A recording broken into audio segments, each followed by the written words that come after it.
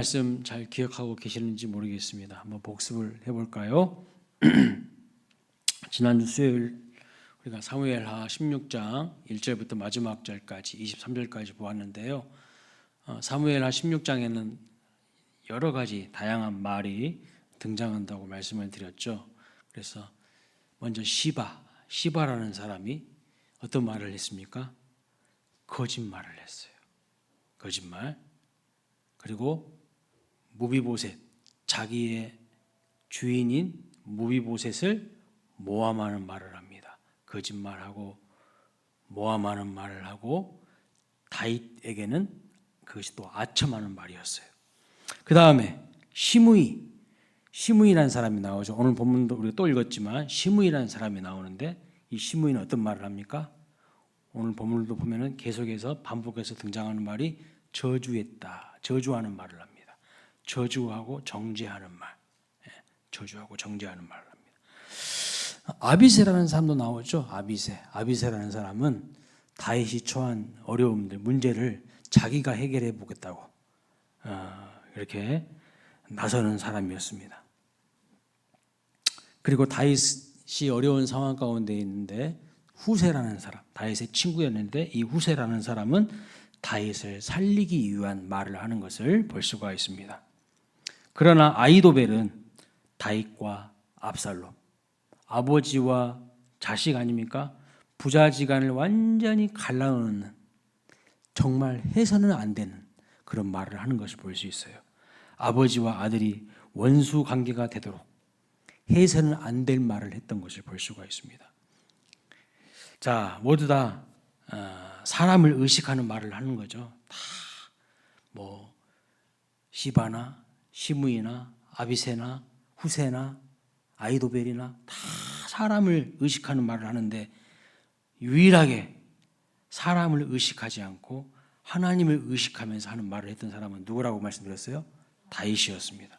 다윗은 하나님의 주권과 섭리를 믿으면서 상대방이 나한테 저주를 해도, 상대방이 나한테 안 좋은 이야기를 해도 거기에 대해서 대응하거나 반응하지 않고 하나님께서 내 원한을 풀어주실 것이라고 하면서 하나님의 주권을 인정하면서 그 위기들을 이겨가는 것을 볼 수가 있는데요.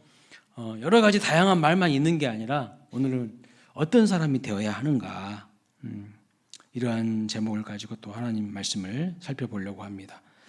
내가 어떤 사람이 되어야 하는지에 대해서 오늘 본문 말씀은 우리에게 많은 교훈을 말씀하고 있습니다. 첫 번째, 거짓말을 했던 시바를 통해서 우리가 알 수 있었던 교훈은 무엇입니까?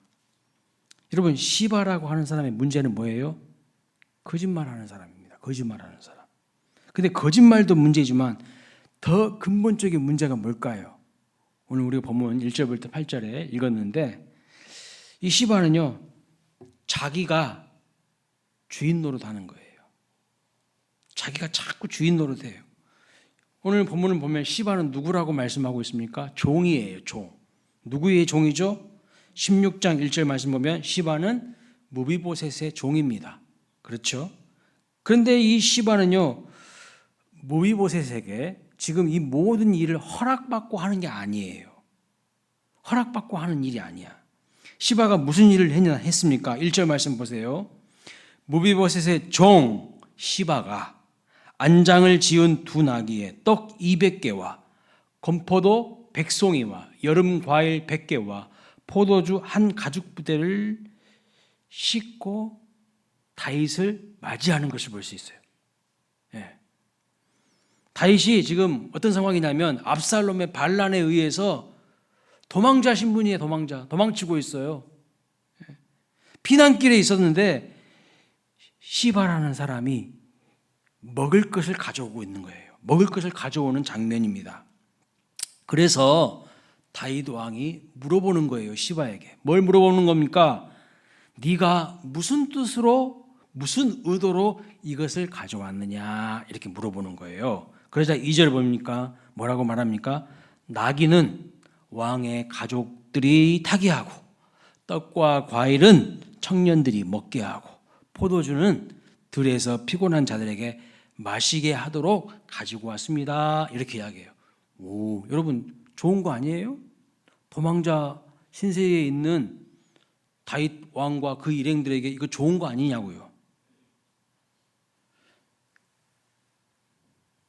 그런데 여러분 아셔야 될 게 있어요. 이 시바가 가져온 모든 물건은요, 자기 것이 아니야.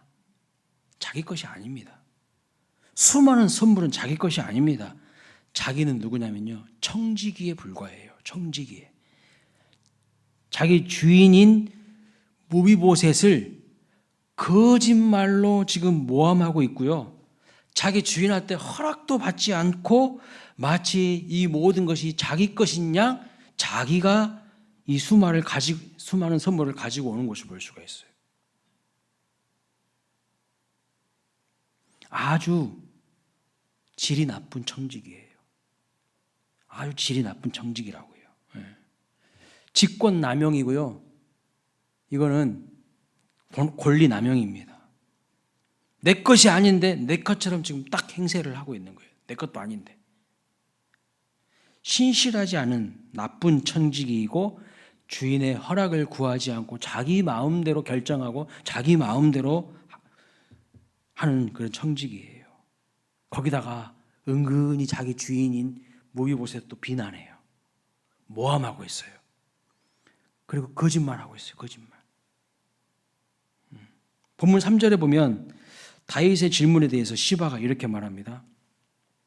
다윗이 질문을 던지는 거예요. 왕이 이르되 내 주인 내 아들, 즉 무비보셋을 말하는 거예요. 무비보셋은 어디 있느냐 하니 시바가 왕께 아뢰되 예루살렘에 있는데 그가 말하기를 이스라엘 족속이 오늘 내 아버지의 나라를 내게 돌리리라 하나이다 하는지라. 예. 시바가 거짓말하고 있어요. 이게 무슨 뜻입니까? 시바는요, 무비보셋이 다윗 왕을 배신하고 사울 왕가의 회복을 위해서 지금 예루살렘에 남아 있다고 거짓말을 하는 거예요. 무비보셋이 누구라고요? 무비보셋이 누굽니까? 누구예요? 엉엉엉엉. 무비보셋이 누구냐고요? 여러분 성경 보면서도 아무 생각 없이 그냥 읽으시면 안 되고 무비보셋이 누군지 알아야지. 누굽니까? 사울 왕의 손자죠. 요나단의 아들이죠. 예. 무비보셋은요, 사울 왕과의 회복을 위해서 지금 이런 적이 없어요. 근데 시바가 거짓말하는 거예요. 야, 자, 시바가 거짓말했다는 것을 어떻게 알 수 있냐면 성경에 다 나와요. 사무엘하 19장.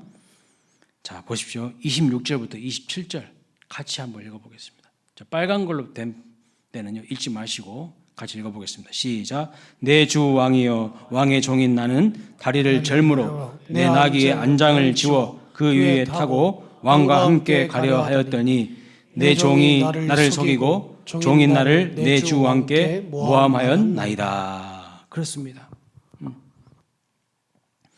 무비보셋이 다윗 왕한테 이렇게 이야기하는 거예요. 무비보셋이. 다윗 왕이요, 나는 다리를 절어요. 사고 나서 다리를 절잖아요. 무비보셋이. 다리를 절므로 내 나귀의 안장을 지워 그 위에 타게 하고 왕과 함께 그렇게 가려고 했는데 내 종, 누구예요? 시바가 나를 속였다는 거예요. 속였어. 그리고 종인 나를 내 주 왕께 모함하였나이다. 거짓말도 하고 자기 주인도 무시하고 모함하고 그런 거예요. 그러면서 다윗에게는 아첨하고 아부하는 것처럼 보이는 거예요. 여러분, 시바가 자기 주인 무비보셋을 속이고 거짓말을 하면서 무비보셋을 모함할 뿐만 아니라 마치 자기가 이 모든 물건의 주인인 것처럼 딱 행세를 하고 있잖아요. 아주 질 나쁜 청직이죠. 아주 나쁜 사람이야. 나쁜 종이에요. 그런데 이런 시바의 거짓말에 다윗이 어떻게 반응합니까? 여러분이라면 어떻게 반응하시겠어요? 본문 4절 말씀 보세요. 뭐라고 다윗이 반응한가? 같이 읽어볼까요? 시작. 왕이 시바에게 이르되 무비보셋에게 있는 것이 다 내 것이니라 하니라. 시바가 이르되 내가 전하나이다. 내 주 왕이여 내가 왕 앞에서 은혜를 입게 하옵소서 하니라. 이건 지금 좋은 이야기하고 있는 게 절대 아니에요. 예? 맥락을 알면 이건 지금 나쁜 이야기야. 지금 거짓말하고 있어요. 다윗은 지금 시바의 거짓말에 속아가지고 그 무비보셋의 여러분 소유를요 뭐라고 말하고 있어요? 시바 너한테 주겠다고 이렇게 하고 있어요. 시바의 거짓말에 속고 있어요. 다윗이 아주 겉으로는요 아주 그럴싸하게 포장해가지고 다윗에게 좋은 말 하는 것처럼 보여. 다윗을 환대하는 것처럼 보여. 근데 그 속에는요 또 다른 음모가 있어요. 근데 다윗은 그것도 알지 못하고 무비보셋의 소유를요 시바 너한테 주겠다고 이렇게 선언하고 있잖아. 오늘 우리에게 한번 적용해 볼까요? 이 말씀을. 시바는 아주 나쁜 청지기이고 나쁜 종입니다. 우리는 어떻습니까? 내게 있는 모든 것이 다 하나님의 소유임을 믿으십니까? 하나님이 나에게 맡겨주신 것입니다. 물질 내 것 아니에요. 태초에 내 것은 없습니다. 하나님께서 잠시 나에게 맡겨주신 거예요. 우리는 청지기예요. 근데 마치 내 것인 것처럼 생색내면서 마치 내 것인데 내 것 가지고 하는 것처럼 아주 나쁜 청지기로 살아가는 모습은 우리에게 없습니까? 하나님이 내게 주신 소유, 하나님이 내게 주신 은사, 하나님이 내게 주신 능력 다 내 것 아니에요. 사실은 하나님이 잠깐 맡겨주신 거예요. 이 땅에서 하나님 나라를 위하여서 너를 통하여서 하나님 나라를 세워가도록 우리를 통하여서 하나님 나라를 확장해 가도록 나에게 하나님이 기질도 또는 성품도 은사도 재능도 소유도 맡겨주신 거예요. 그럼 어떻게 사용해야 됩니까? 주님의 뜻대로 사용해야 될 거 아니겠습니까? 근데 시바는 그렇지 않은 거예요. 지 것인 것처럼 사기치고 있어요. 거짓말도 하면서. 그리고 자기 주인도 또 모함하고 있어요. 무비보셋은 그런 말 한 적도 없는데. 그래서 오늘 우리에게 주신 첫 번째 교훈은 무엇인가? 우리는 어떤 사람이 되어야 되는가? 선한 청지기가 되어야 된다는 거예요. 선한 청지기가. 두 번째로 오늘 본문을 통해서 우리에게 주시는 교훈은 무엇입니까? 무슨 일이든지 성급하게 결정하면 안 된다는 것입니다. 다윗의 문제가 무엇입니까? 한쪽 말만 딱 들었다는 거예요. 시바가 한 이야기만 딱 들어요. 시바가 자기 주인 무비보셋을 거짓말로 모함하는 이야기를요 다윗은 들었습니다. 그런데 다윗이요 그 이야기의 내용을 잘 알아보지도 않고 시바의 이야기만 듣고 어떤 결정을 내립니까? 4절에 무비보셋의 소유가 다 시바의 것이라고 다 이야기를 해버리잖아요. 시바 너한테 다 주겠다고 결정을 해버리잖아요.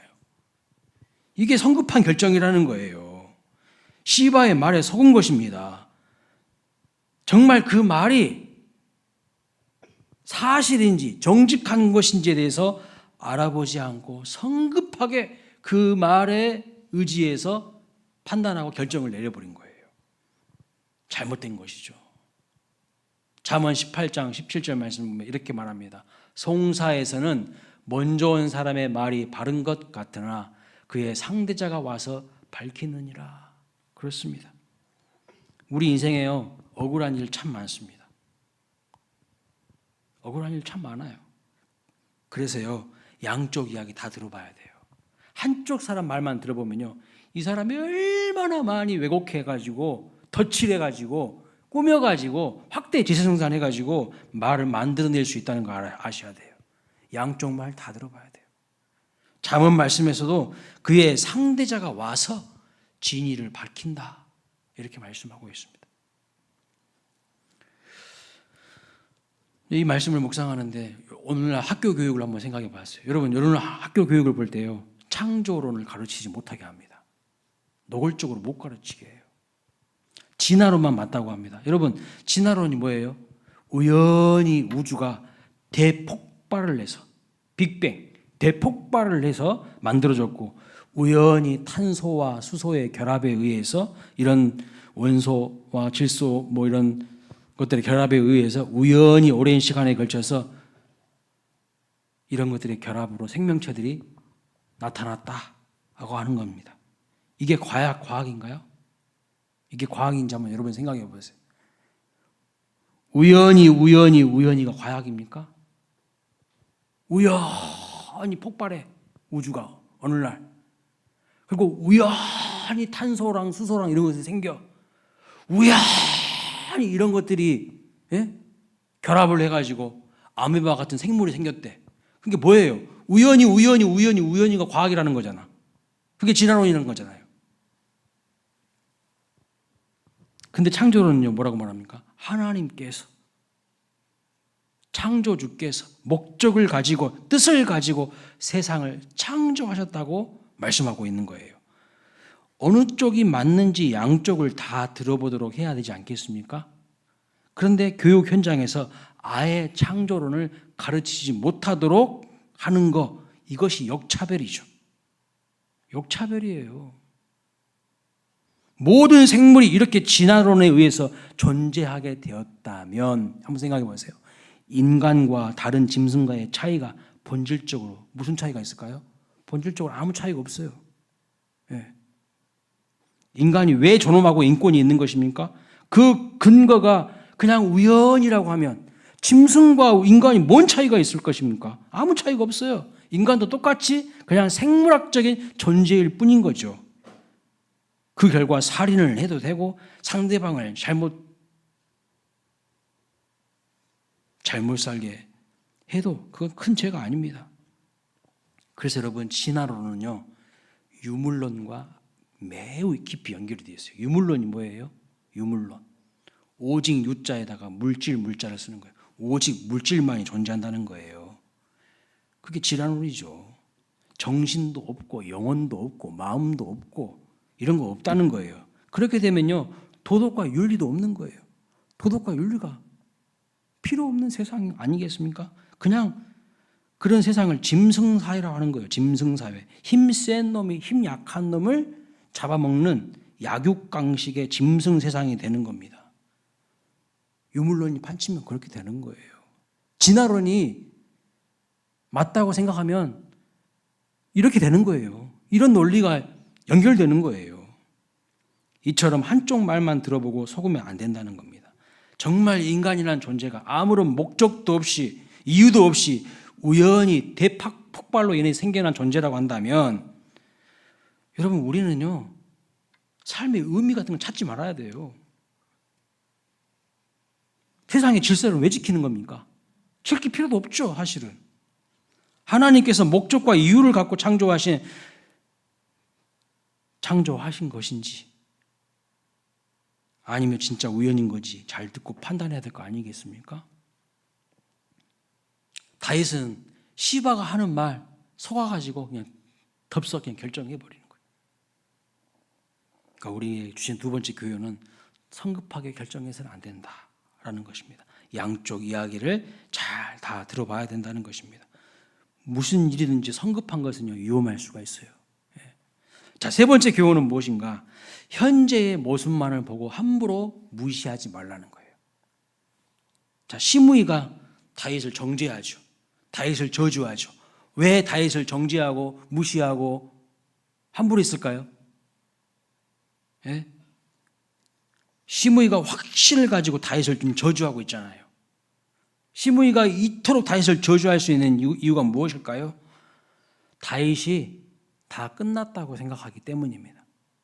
별 볼 일 없는 인생으로 이제 전락했다 이렇게 판단이 되었기 때문에 무시하는 거, 함부로 판단하는 거예요.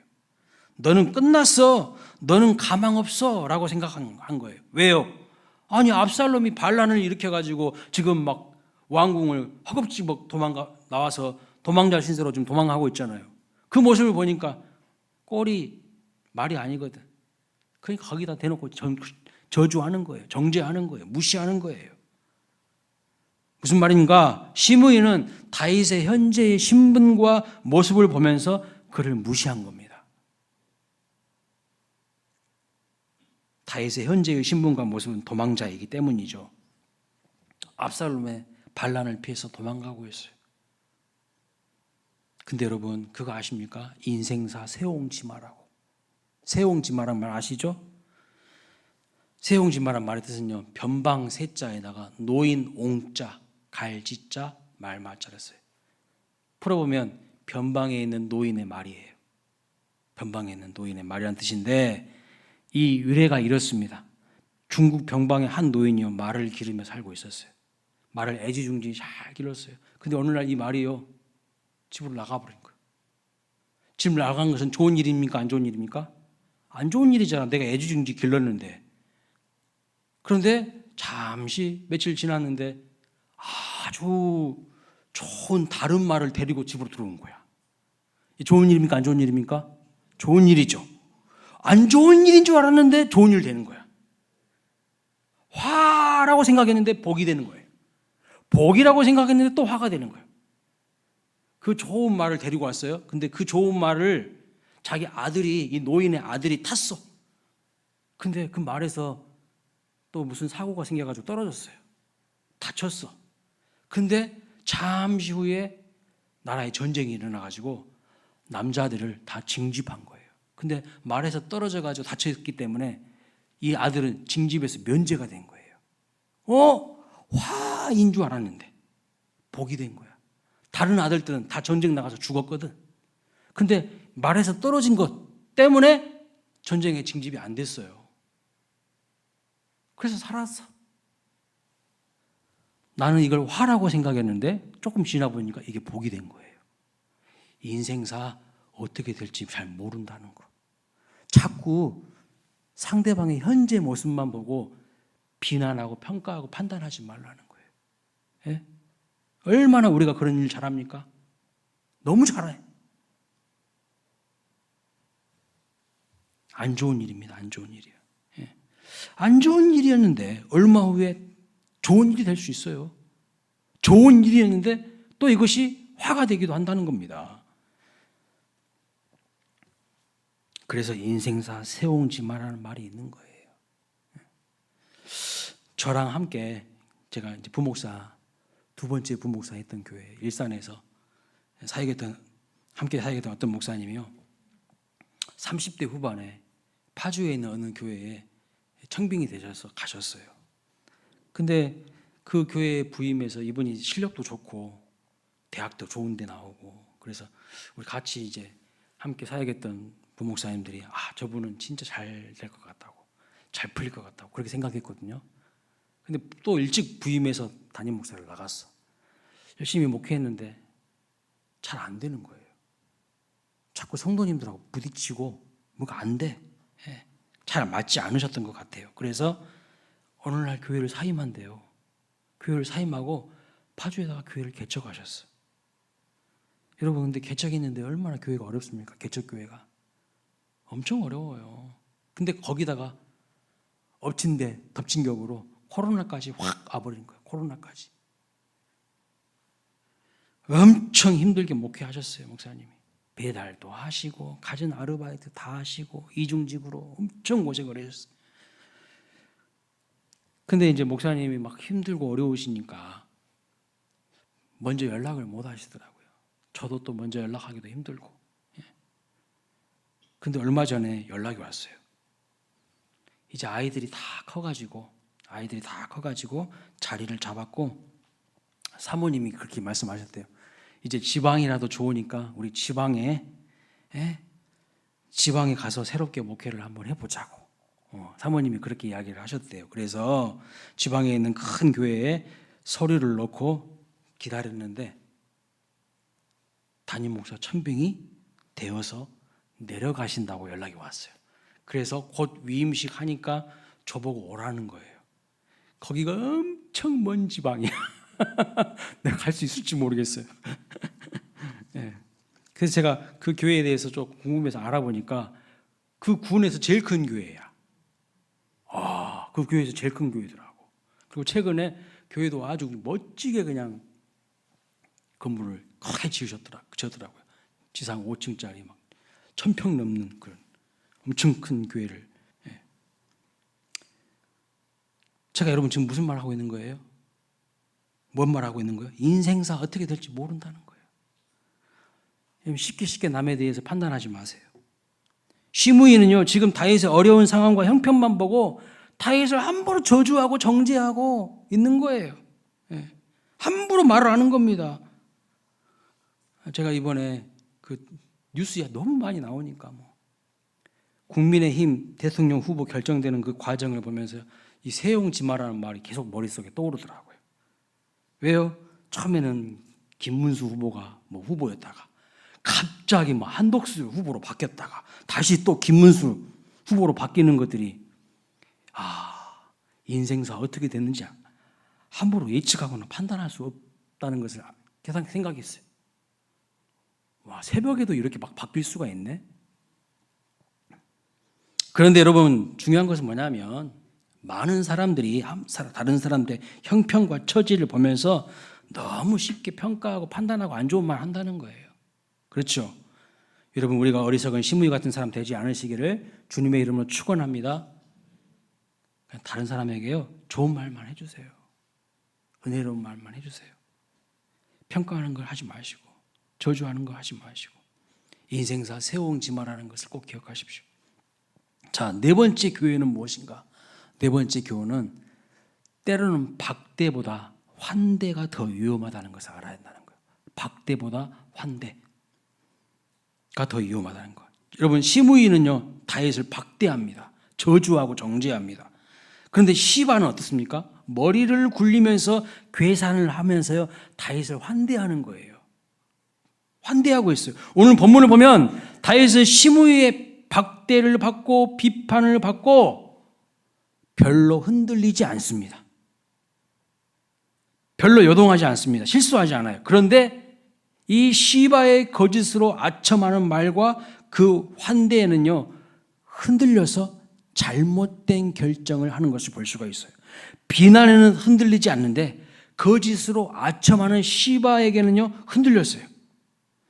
그러니까 여러분, 박대와 환대 중에 때로는 이 환대 때문에 더 우리가 위험할 수 있다는 걸 알아야 돼요. 아첨과 환대 뒤에 있는 거짓과 악함을 다윗은 지금 보지 못하고 성급한 결정을 내려요. 여러분, 누군가가 여러분에게 지나치게 사탕발림하는 말을 하십니까? 그 사람 좀 조심해야 돼요. 조심해야 돼. 그 사탕발림한 뒤에는요 가시가 숨어 있을 수 있어. 뒤에서는 다른 말 할 수 있어. 박수와 비난 중에 때로는요 박수가 더 위험할 수 있다는 거예요. 여러분 앞에서 좋은 이야기 하는 것 같지만 뒤에서는요 뒤통수 칠 놈들이 많다는 거예요. 조심하셔야 된다는 거예요. 또 하나의 교훈은 무엇인가? 똑같은 말이라도요 누가 하느냐에 따라서 완전히 결과가 다르다는 것입니다. 자, 시므이가 다윗에게 말했습니다. 뭐라고 말했어요? 7절 보세요. 이렇게 말합니다. 피를 흘린 자여, 사악한 자여, 가거라 가거라. 시므이가 다윗을 좀 저주하는 이야기예요. 예? 시므이에게 이런 말을 들었을 때 다윗이 마음이 어땠을까요? 굉장히 기분 나빴을 거예요.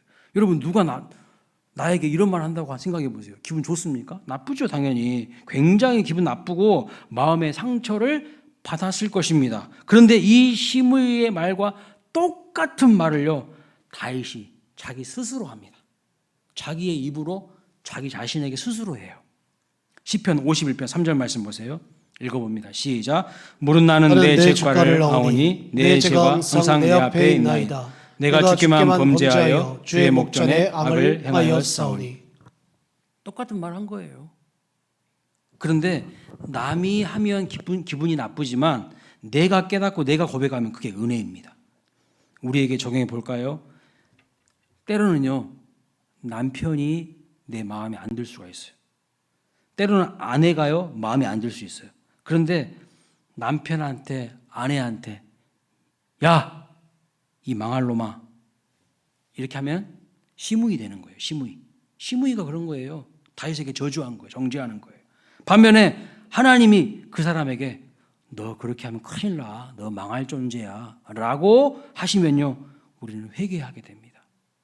회개하게 돼요. 똑같은 말인데 누가 하느냐에 따라서 상처가 되기도 하고 회개하고 은혜도 받게 돼요. 주님이 하시면 은혜가 돼요. 살다 보면 인생에서 시므이 같은 사람들 우리는 많이 만나게 됩니다. 나한테 좋은 말만 하는 사람 있는 건 아니에요. 분명히 나한테 안 좋은 말, 비난하고 비방하는 말 하는 사람 있습니다. 그런데 다윗의 대답에서 배울 수 있는 것이 뭘까요?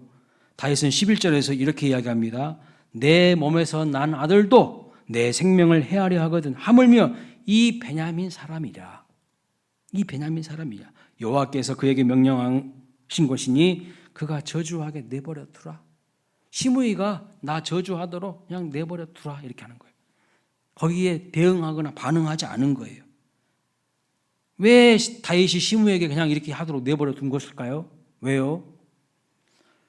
먼저 나단 선지자에게 들은 이야기가 있어요. 다윗이 뭐라고 나단 선지자에게 이야기를 들었을까요? 사무엘하 12장 10절 말씀 보면 이런 이야기를 듣습니다. 이제 네가 나를 업심여기고 햇사람 우리아의 아내를 빼앗아 내 아내로 삼았은즉 칼이 내 집에서 영원토록 떠나지 아니하리라 하셨고, 나단 선지자가 다윗의 죄를 지적할 때 한 말이에요. 그러니까 다윗은요 이미 나단 선지자를 통하여서 자기 죄를 들었어요. 자기가 어떤 나쁜 짓을 했는지를 알게 되었어요. 따라서 다윗이 시므이의 말에 화를 낼 수 없었던 이유가 뭘까요? 자신이 지은 죄를 알고 있었기 때문이에요. 자기가 의인이 아니라 자기가 죄인이라는 것을 알고 있어요.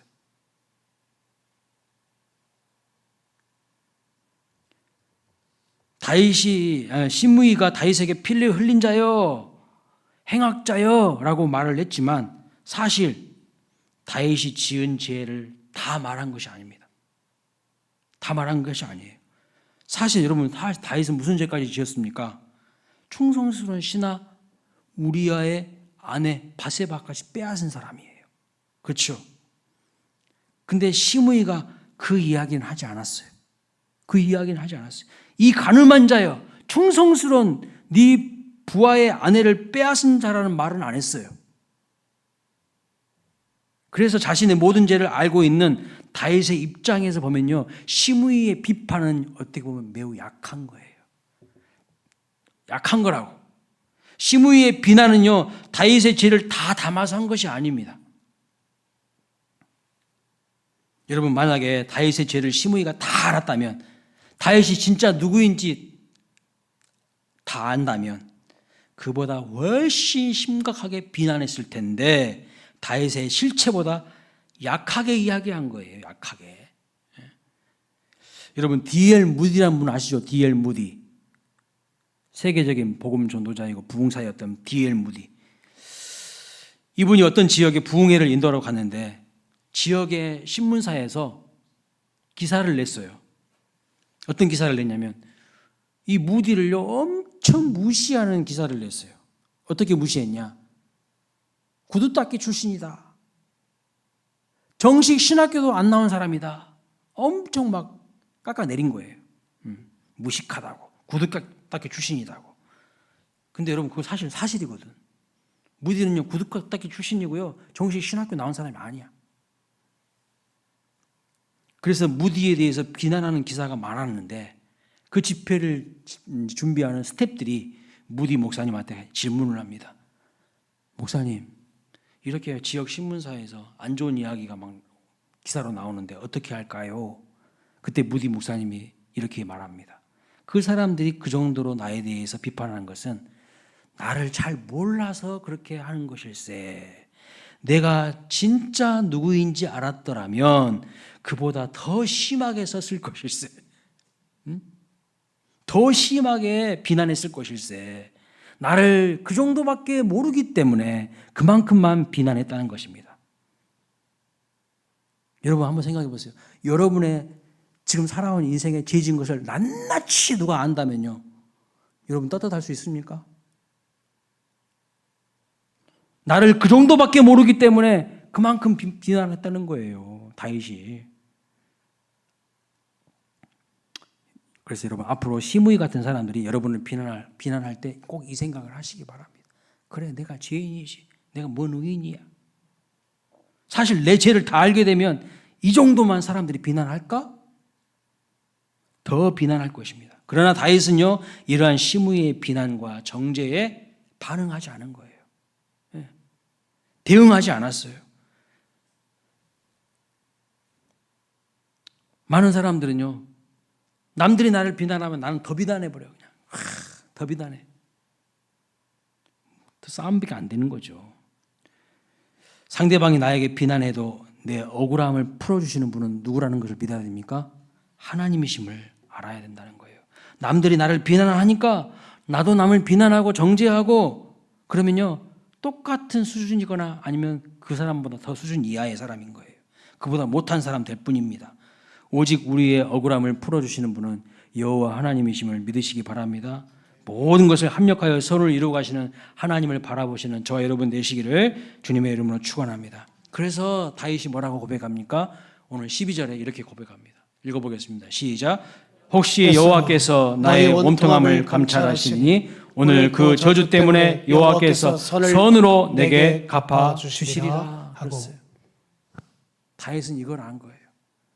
나의 온통함을 풀어주실 분은 사람이 아니라 하나님이시라는 거예요. 결국 하나님이 나의 온통함도 다 아시고 있다는 거예요. 그러니까 다윗은요 사람이 어떻게 하는 것보다 누구를 더 의식하는 거예요? 하나님을 의식하는 겁니다. 우리도 다윗처럼 하나님을 의식하는 자가 되시기를 주님의 이름으로 축복합니다. 찬양하겠습니다.